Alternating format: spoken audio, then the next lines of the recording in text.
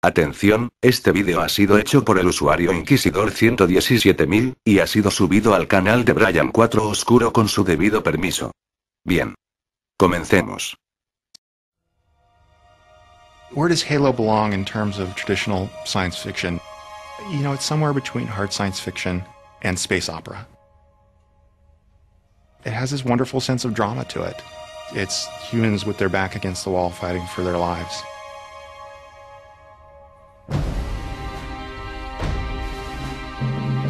What began as a video game has grown into a sweeping multi-layered sci-fi epic, complete with books, graphic novels and films.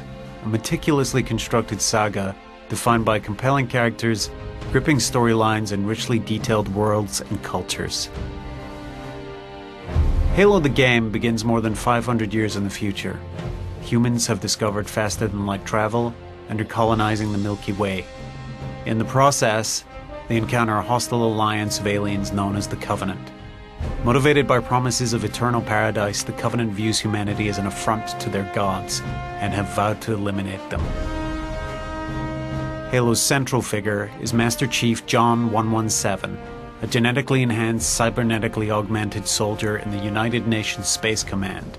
His revolutionary Spartan Mjolnir armor is equipped with an artificial intelligence program known as Cortana.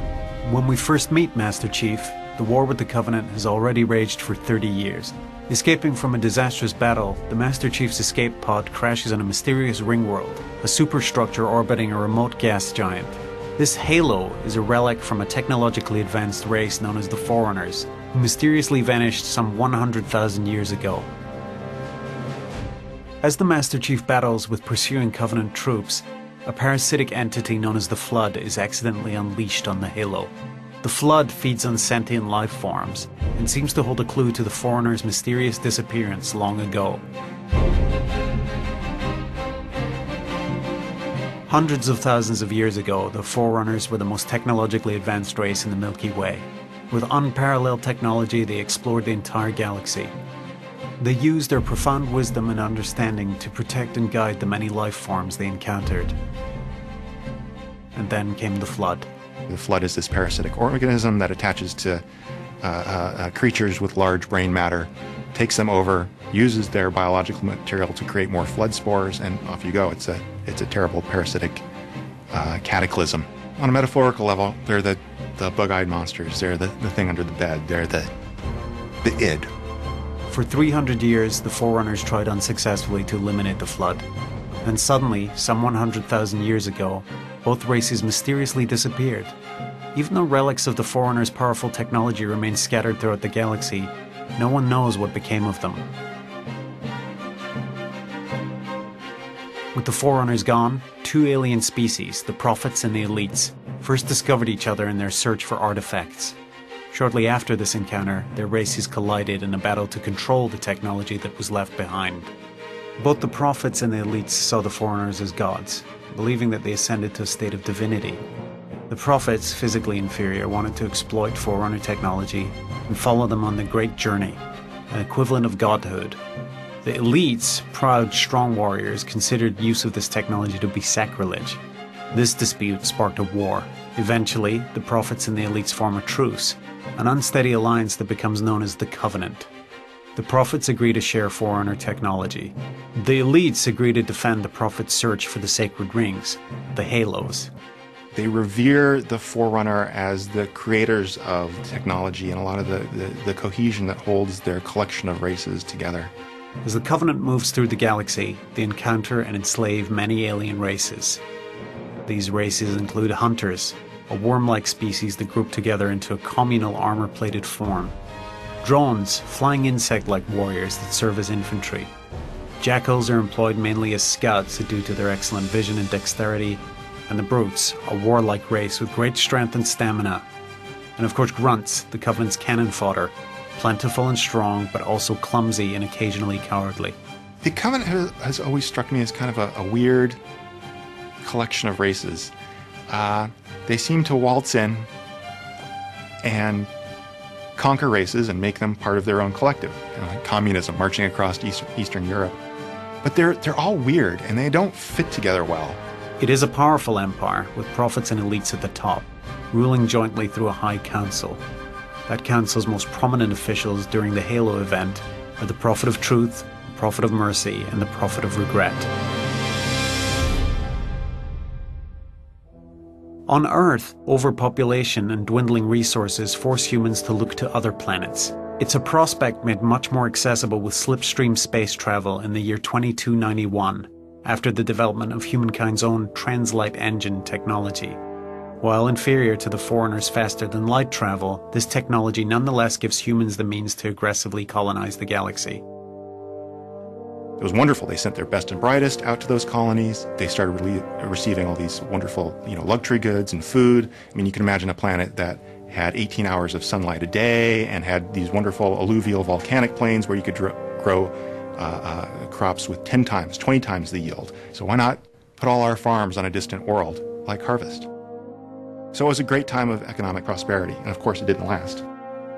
To deal with growing planetary conflicts, the United Nations Space Command is formed, becoming Earth's primary military force. By 2390, 210 worlds are occupied by humans.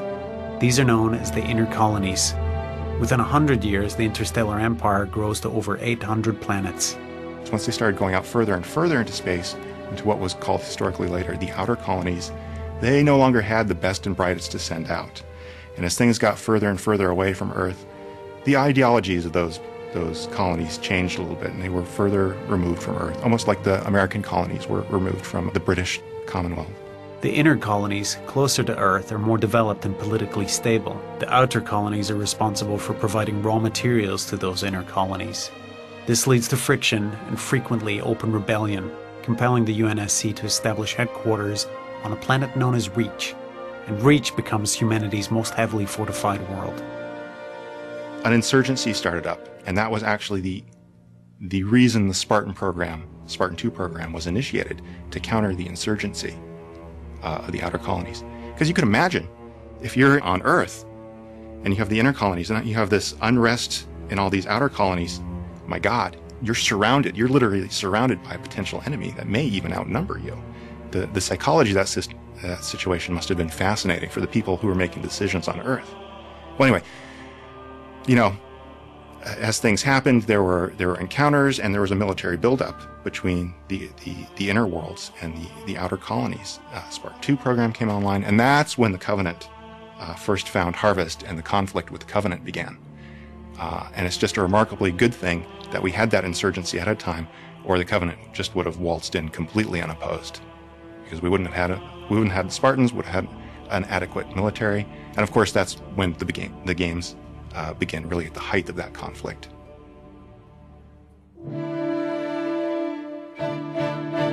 In 2491, the Office of Naval Intelligence initiates the Orion Project. Its goal: produce counterinsurgency squads of super soldiers by subjecting volunteers to risky genetic enhancements. Unfortunately, those who don't die develop severe mental problems. As a result, the Orion Project is quietly shelved. By 2517, the security situation in the outer planets is dire, and well-organized groups such as the United Rebel Front threaten the stability of all the colonies. Using data from Orion, Dr. Catherine Elizabeth Halsey launches the Spartan 2 project. Spartans are kidnapped as children at the age of, roughly 6. Taken away from their parents and inducted into this world of violence and a regimen of discipline and real horror. Only 33 subjects make it to active duty in the year 25. These walking weapons of war are stronger, faster, and smarter than normal soldiers. Each of these Spartans wears special Mjolnir assault armor. Advanced piece of engineering costs as much as a UNSC destroyer. Probably harder to make, too. It's a series of strength multiplying and reductive circuits that multiply strength and speed. It really is a terrible thing that Halsey came up with in response to an insurgency. Rather than diplomatic solutions or conventional military solutions, they came up with this. And this specifically was, in order to indoctrinate the biological inserts into the Mjolnir armor, they needed to do that at a very early age. So they screened the population for the right DNA, and they were stealing children. They were stealing 5- and 6-year-old kids. They were flash cloning replacements who would then not do so well in and the families they were placed in, they were almost made to fail because the flash cloning technology at the time wasn't so great. They would take these kids, they would indoctrinate them into the military, train the heck out of them. It would make Ranger School look like, a picnic. Then, when they reached puberty, they would actually biochemically and biomechanically manipulate their bodies with almost a 50-50 failure rate.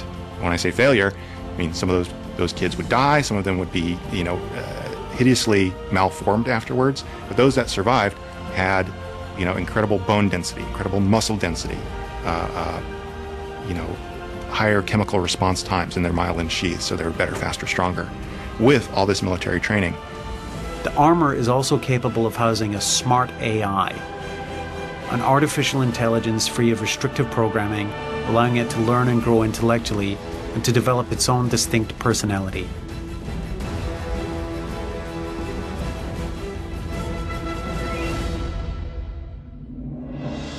In 2525, UNSC communication with the outer colony planet known as Harvest goes dark. UNSC scout ships sent to investigate find the planet completely incinerated, its surface melted down to glass. This form of destruction becomes known as glassing. When the Covenant come in and glass a planet, they use a combination of Fujikawa slip space manipulation and plasma to heat the surface of the planet until it vaporizes the atmosphere, the oceans, and leaves a glassy crust. Depending on the planet and the technology and the amount of ships, it could take a few days, but then you got nothing alive left. It's really a horrific ultimate weapon to destroying an Earth colony. Orbiting the remains of Harvest is a single alien ship. It quickly attacks the fleet, destroying all ships but one. The remaining ship receives this mysterious message: "Your destruction is the will of the gods, and we are their instrument." The enemy is identified as the Covenant. Their interstellar religious quest led them to Harvest, where Forerunner technology had identified a large reliquary of artifacts. As it turned out, these artifacts were actually the human colony itself. This leads the Covenant to conclude that humans are somehow connected to the Forerunners, a contradiction of their religious doctrine. Basic beef that the Covenant have with the humans is they have access to and are using Forerunner technology, which they view as sacred and holy, and the humans aren't supposed to have access to it. They do, and they use it, and for many religious and political reasons on the Covenant side, that really irritates them.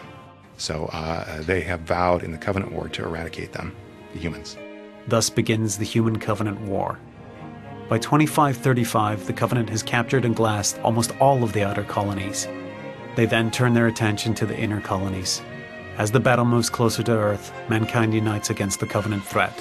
The Covenant really weren't used to seeing anything, quite as well trained or determined or well coordinated in their enemies before. For years, the humans win isolated battles, but at a terrible cost. Desperate, the UNSC initiates the Spartan 3 program, this time using revenge-motivated orphans of war. Let's face it, the Spartan 2s were extraordinarily effective against the Covenant. They could infiltrate, they could kill the Covenant like no other soldier in the UNSC military apparatus, but they were extraordinarily expensive to make, to train. It took, a lot of time, a lot of resources. The armor was up. Each suit of Mjolnir armor costs as much as a small starship. So the UNSC military wanted more of that, but they wanted it cheaper, faster, just like anything in the military. But if it's good, they will reproduce it and make it cheaper and faster, and maybe not as good. But that's what the Spartan 3s were. They're kind of like Spartan 2s, but on the cheap. They were a top secret military program because they were also considered disposable. They were sent on the high-risk suicide missions. Other special forces include the ODST, Orbital Drop Shock Troops, known as Helljumpers for their daring high-altitude deployment in combat zones. They're really the elite fighting units. They pull a lot of weight in the war. They're, the special ops guys. They drop in, feet first into hell. It takes a lot of guts to be an ODST. Maybe you're a little crazy, too. The ODSTs resent the Spartans. They think that Spartans are spoiled, that they get all the best equipment, and the beauty of that rivalry is completely one-sided. The Spartans don't care about the ODSTs at all, really. They just care about the job at hand. It's 2552. The Covenant have destroyed much of the inner colonies. Mankind faces imminent extinction. In a desperate move, a secret UNSC task force is assembled to capture a Covenant ship. The task force is led by Master Chief John 117, on board a specially outfitted ship known as the Pillar of Autumn. He is the best leader. I think he has the best strategic and tactical vision of any of the Spartans. He knows how to put a group together and use them better than almost anyone. The aliens from the Covenant describe him as a demon, and he really has this kind of Greek mythology type feel about him. You know, all the Marines and the ODST drop soldiers are all kind of in awe of him and what he is, and he's also sort of the last of his kind. The UNSC plan, however, is ruined when the Covenant launch a surprise attack on the fortress world of Reach. During the ensuing battle, Reach is overrun and the human fleet destroyed. Believing that all other Spartans have been killed on the surface of the planet, the Master Chief escapes with the Pillar of Autumn. The ship makes a blind slip space jump and emerges near a mysterious ring world, the superstructure known as Halo. And this is where the Halo saga begins. Cortana, the artificial intelligence found within the Master Chief's Mjolnir armor, was created from the cloned brain of Spartan 2 project designer Dr. Catherine Halsey. Cortana is what's called a smart AI, as opposed to a dumb AI. In the early UNSC, they had dumb AIs that were experts in their field. Tactical urban combat or spaceship flight. A smart AI is a different beast entirely. They have a limited lifespan of about 7 years. But they're brilliant. They're far more brilliant than any other standard AI, and hundreds of times more brilliant and creative than any human mind at the height of their powers. But literally, they grow so large and intricate, and all the interconnections within the neural AI matrix, they literally think themselves into oblivion with too many connections, too much power. And there has been speculation that towards the end of that cycle, they may even go insane. The Halo structure where the Master Chief lands is vast. It has its own atmosphere and it can support life.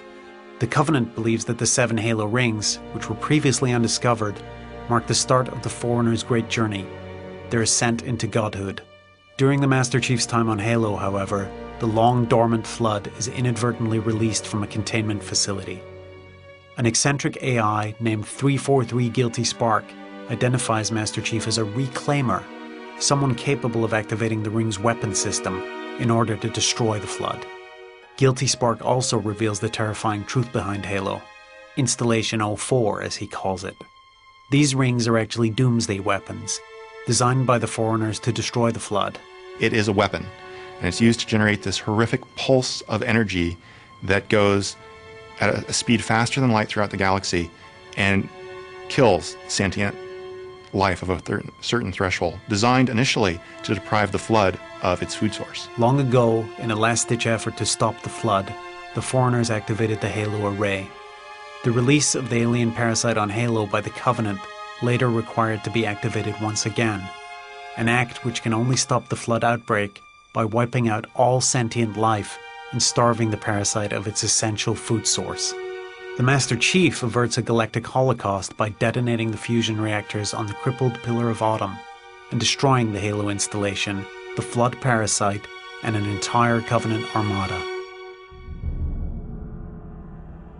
Following his defeat at Halo Installation 04, Supreme Commander within the Covenant, an elite known as Thel Vadame, is stripped of his high rank, publicly tortured, and sentenced to death by his own High Council. But the Prophet of Truth overrules the Council, giving Thel the chance to redeem his honor by becoming an Arbiter, an ancient tradition in which disgraced elites embark on suicide missions. Meanwhile, the Covenant locate Earth, but due to a miscommunication, an attack force led by the Prophet of Regret is defeated in a brief but violent battle. The Prophet of Regret manages to escape through slipspace to Halo Installation 05, which his forces eventually activate. The Master Chief is able to follow the Covenant ship through slipspace with UNSC forces. There, they prevent the Halo ring from firing and kill the Prophet of Regret. This act once again prevents galactic destruction at the hands of Halo, but not without cost.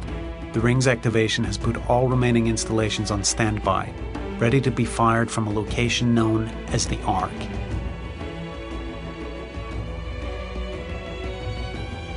Throughout the Covenant Alliance, word spreads about the true purpose of the Halo Array and the link between mankind and the Forerunners. The Prophet of Truth uses Regret's death as an excuse to reorder Covenant society, forcing out the elites and bringing in the more loyal and controllable brutes. They launch a genocidal campaign against the elites, sparking a civil war. Surprising alliances develop. The elites, led by the Arbiter, ally with their former enemies, the humans. Even the Flood, embodied as the centralized intelligence known as the Gravemind, allies with the Master Chief and the Arbiter to prevent the Halo Array from firing. These disparate species join together to thwart a common enemy before dealing with each other. The Covenant, led by the Prophet of Truth, throws its full might into an invasion of Earth. They are entirely focused on securing an enormous Forerunner structure recently unearthed beneath the sands of Africa. Earth's forces are decimated, their fleet almost completely destroyed. The entire human population is reduced to a mere 200 million people. With the return of Master Chief, the UNSC mounts a last-ditch assault at the heart of the excavated Forerunner relic, which is soon revealed to be an ancient space portal. This gateway leads to the Ark, the failsafe installation hidden outside the Milky Way galaxy. The Prophet of Truth and the remainder of the Covenant manage to escape using this portal. Amid the chaos, a Flood-infected ship crashes on Earth and causes a mass outbreak. But with help from elite separatists, the parasite menace is contained. Cortana, who has been captured by the Flood's Gravemind, leaves a message for the Master Chief. A plan for stopping the Flood is at the other end of the portal. The UNSC and elite forces send a small fleet through the Forerunner portal. Once through, they learn that the Ark is maintained and protected by a variety of AI systems. These also serve as a data bank, housing information on what the Forerunners faced when they activated the Halo Array long ago. The facility also has the ability to build brand new Halo installations, and it has nearly completed construction of the replacement for Installation 04, the one which Master Chief destroyed several months earlier. The Ark becomes the site of the final showdown between the UNSC and Elite Alliance and the remnants of the Covenant, led by the Prophet of Truth. Against all odds, mankind prevails, defeating the Covenant, killing the Prophet of Truth, and destroying the Flood. A formal peace agreement is forged between humanity and the elites. Whatever remained of the Covenant is seemingly disbanded. Months later, in 2553, a monument is erected on a hillside near the Ark portal. It commemorates the billions of men and women killed during the war, and among them, Master Chief. The Arbiter attends this ceremony in honor of his fallen comrade.